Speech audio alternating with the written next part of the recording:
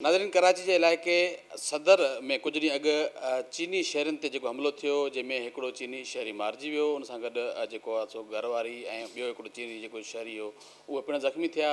इन हवाले सां अॼु जेको आहे CTD पारां प्रेस कॉन्फ्रेंस कई वई आहे त उन में जेके केस में मुलविस जवाबदार हुयो उनखे गिरफ़्तार कयो वियो आहे। उन हवाले सां हिन वक़्तु असीं DIG CTD आसिफ़ एजाज़ शेख साहब सां मौजूदु आहियूं। उन सां ॻाल्हि कंदासीं। सर, इहो ॿुधायो त हीउ जेको गिरफ़्तार थियो किथां थियो, उनजी रेकी कीअं कई हुई, इहो सॼो प्रोसेस जे हवाले में। ही साईं जेको छोकिरो हुयो इहो अॻु में हिन में सिंध सभा में हुयो त इहो शुरू में वेंदो हुयो जेका बि ही थींदी हुयूं प्रोटेस्ट थींदी हुयूं मिसिंग पर्सन वारे में, उतां हिन को मोटिवेशन मिली।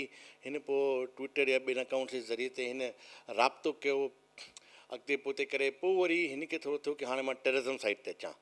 उन खां पोइ ई उन में शामिलु थियो आहे ऐं अची करे पोइ हिन खे टारगेट बाक़ाइदा ॾिनो हुयो की कंहिं बि चाइनीज़ खे मारे छॾियो। हीअ असल में जेका माण्हू हुआ जेका हिकिड़ो मरी वियो, 2 ज़ख़्मी थिया डॉक्टर, इहे बेसिकली हुआ पाकिस्तानी, इहे ॼाई पाकिस्तान में आहिनि। ड्यूल टाइम चयो त 4 फादर्स चाइनीज़ हुआ, रंगत वंगत चाइनीज़ लॻे थी। मुंहिंजी जॾहिं मुड़ ज़ाल सां जेका ज़ख़्मी हुई उहा आगा ख़ान में कचहरी थी, गपशप थी, उर्दू ईअं पई ॻाल्हाई जीअं असां बि कोन था ॻाल्हायूं, अहिड़े हिसाब में।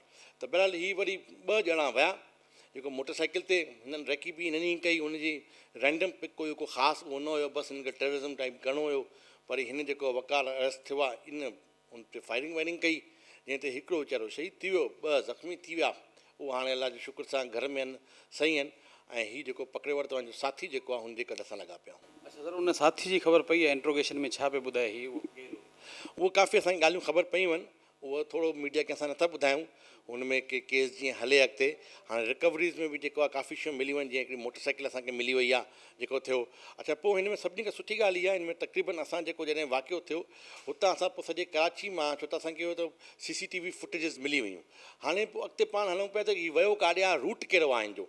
हिन लाइ असां तक़रीबन 100 खनि CCTV फुटेजिस एरिया जी ट्रैक कयूं। पोइ अॻिते असां वधंदा वियासीं।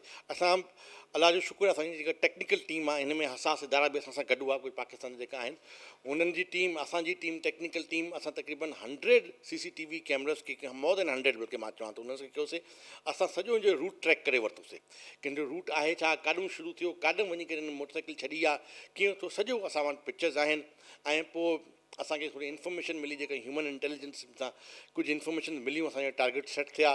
पोइ हिन खे असां वरी ट्रैक कयोसीं, फेसबुक पंहिंजी IDs कढियूं घणियूं, ऐं पोइ वरी हिन ॻाल्हि में अॻिते वधंदा वियासीं। जॾहिं हीउ अरेस्ट थियो आहे त असांखे हर शइ हिन मां मिली आहे। मिसाल आहे, टोपी जेका ही लाल टोपी इस्तेमालु करे उहा असांखे मिली वई। हिकिड़ो बैकपैक आहे जेके नज़र ईंदो, की तव्हां फुटेजिस तव्हां आराम सां ॾिसो, हिन पोइ हिते हिकिड़ो बैकपैक पातल हुयो जॾहिं मोटरसाइकिल ते वेठो हुयो, उहो असांखे मिली वियो, एज़ इट इज़ मिली वियो। पोइ वेपन लाइ हाणे असांजी टीम जेका आहे उहा वर्क करे थी, जेको असांजो माशा सुठो आहे हिन जो IO आहे केस जो, उहा सियाल साहबु, उहो शुरू हुन में लॻल आहे। मूंखे उमेदु आहे की 1-2 ॾींहंनि में असां उहो बि रिकवरी करे वेंदासीं। केतिरे अरसे खां वठी कराची में रहाइश पज़ीर हुयो? उनखां अलावा तव्हांजी कार्रवाई किथे थी, किथां गिरफ़्तार? हीअ असल में कराची ईंदो वेंदो शाह लतीफ़ में रहंदो हुयो, दादू में बि रहंदो हुयो।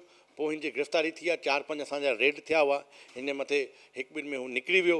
वरी अल्टीमेटली हीअ वारो रेड जेको असांजो कामयाबु थियो आहे, उहा कराची जे सबब जे इलाइक़े मां हिनखे पकड़ियो आहे असां। अच्छा, छा हिन जो तालुक़ु ॿियनि जेके चीनियुनि ते हमिलो थींदा रहिया आहिनि कराची अंदरि मुख़्तलिफ़ वक़्तनि ते, उन सां बि आहे?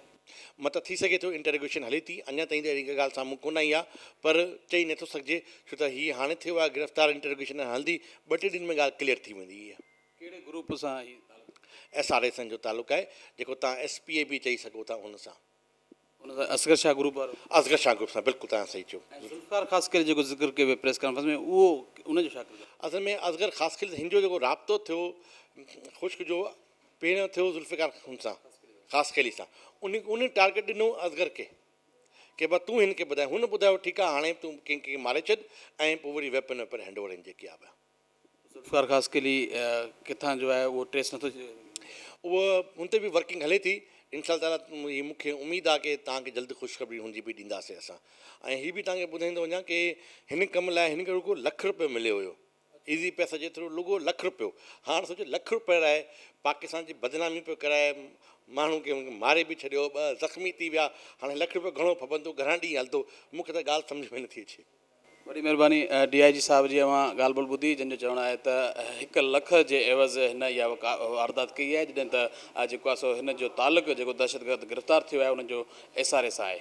कैमरामैन ज़ुल्फ़कार चांडी सां गॾु अब्दुल्ला सोलंगी, KTN न्यूज़, कराची।